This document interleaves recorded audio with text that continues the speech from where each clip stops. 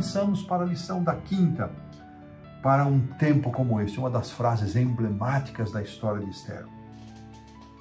E o autor começa mencionando aqui o seguinte, irmãos, que muitas pessoas, mesmo cristãos, têm a tendência de se fixar nos aspectos mais difíceis, seja da vida, seja da experiência cristã. Há muita gente que gosta de focar nos problemas, nas lutas. Irmãos, todos temos problemas e lutas, uns mais, outros menos, mas todos temos. E em tempos difíceis, como os que estão por vir, o estudo das profecias para este grupo pode tornar-se de forma ainda preferencial por estudar as partes mais perseguidoras da profecia. Embora Deus não nos iluda quanto ao que vai acontecer, Ele nos garante a sua proteção. Eu gostei dessa perspectiva que o autor coloca. Vamos estudar as profecias, mesmo aquelas que falam de morte, de perseguição, de dor, de sofrimento, de injustiça para o povo de Deus, mas vamos estudar sempre com esta realidade em foco, mas com a certeza da salvação divina, do livramento divino, das promessas de Deus. Deus revela as verdades para nós de forma completa. Desde a desordem surgida na rebelião, Ele nos mostra as suas consequências. Ele não omite nada, mas Ele sempre destaca a esperança. Que frase bonita do autor. Deus sempre destaca a esperança.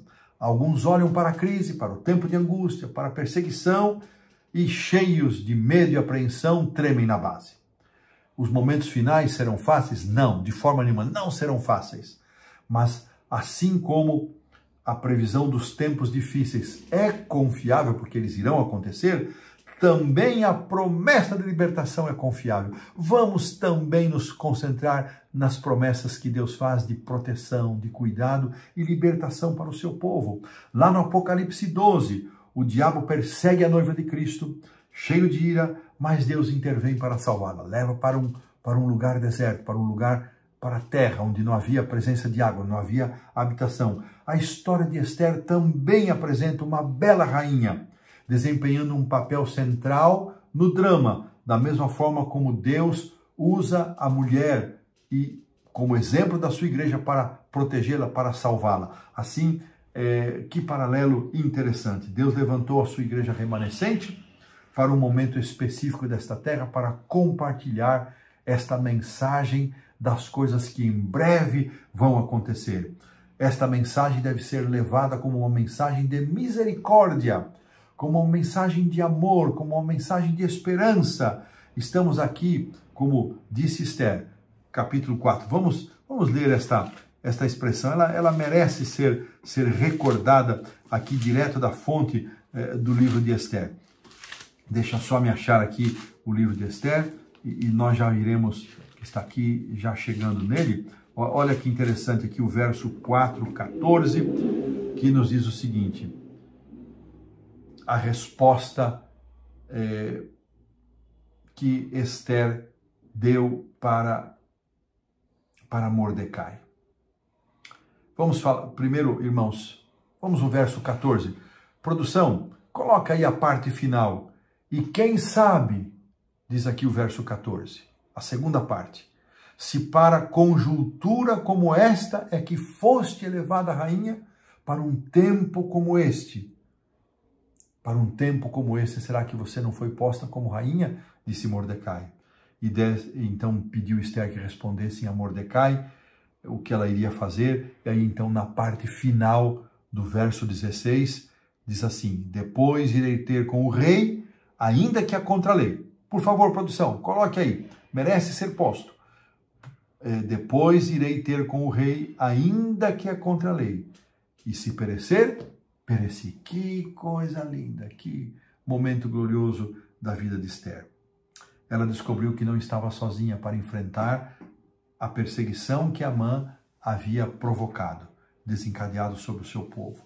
Ela encontrou o favor do rei e a provocação de Mordecai deu certo, foi para esse tempo que Deus havia colocado ela ali. Seu povo foi libertado, da mesma forma que isso aconteceu ali nos dias de Esther, nós também não estamos sozinhos hoje ao entrarmos nos momentos finais da história desta terra, ao vivermos estes dias mais tenebrosos que para alguns já estão acontecendo em determinados lugares, como é difícil ser um cristão. Cristãos morrem ano após ano, têm suas propriedades tomadas, têm que se deslocar de um lugar para o outro, isso é uma realidade. Embora ainda como povo, de uma forma geral, ainda esses são aspectos isolados, mas ainda como um povo nós enfrentaremos a perseguição, nós podemos saber que o Rei está do nosso lado. Que aplicação linda! O Rei está do nosso lado. O povo de Deus também será libertado afinal. Que comparação linda, que lição maravilhosa. Meu querido irmão, eu não conheço a sua realidade. Vocês estão espalhados por esse mundo afora.